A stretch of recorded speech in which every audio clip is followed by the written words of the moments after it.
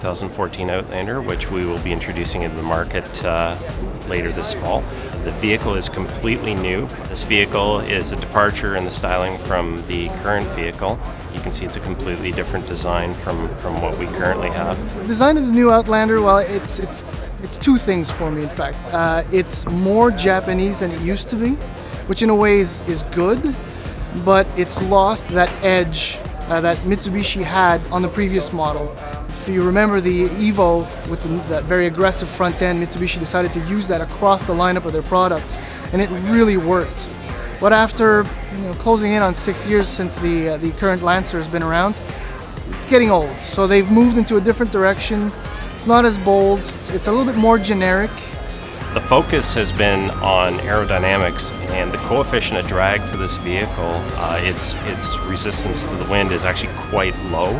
It's 0.33, and as a comparison, I can tell you our small subcompact vehicle that we're also introducing is 0.30. So it gives you an idea of 0.30 versus 0.33 is very close. So it's exceptional for an SUV to have a coefficient of drag such as that. This all plays into making the vehicle more fuel efficient.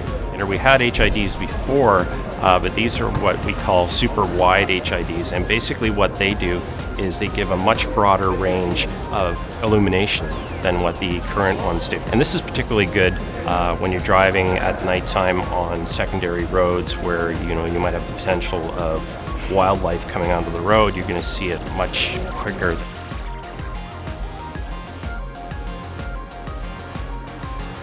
Inside the vehicle, we've improved it dramatically. They did more or less the same thing as they did with the exterior design. They've made it more Japanese, more generic, so it looks more put together. Everything is well set up. The ergonomics are very good.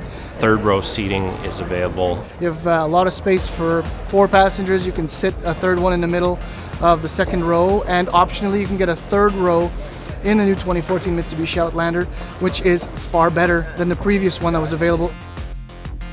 There's a lot of soft touch materials that have been used throughout the vehicle, a lot of attention to detail. So we have some new technologies that we've added to the vehicle, particularly in the area of safety equipment. We have forward collision mitigation, we have lane departure warning, and we have adaptive cruise control. We've got a power lift gate, which is going to be available on the vehicle. There is a 4-cylinder, it's a 2.4 liter, and we also have a 3-liter V6, which is an option on the vehicle. It's kind of strange in a way actually about the V6 because fewer and fewer manufacturers are offering a V6 engine in this segment. So I'm thinking it may not be the most popular of the two choices because people are still very mindful about fuel economy.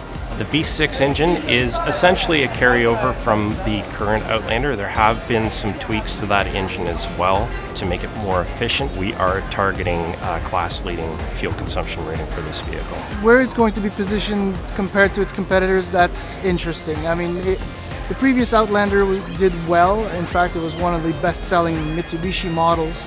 It was well received by the buying public. Now that the styling has changed and Mitsubishi's not exactly where it was in the same strongish position as it was a number of years ago.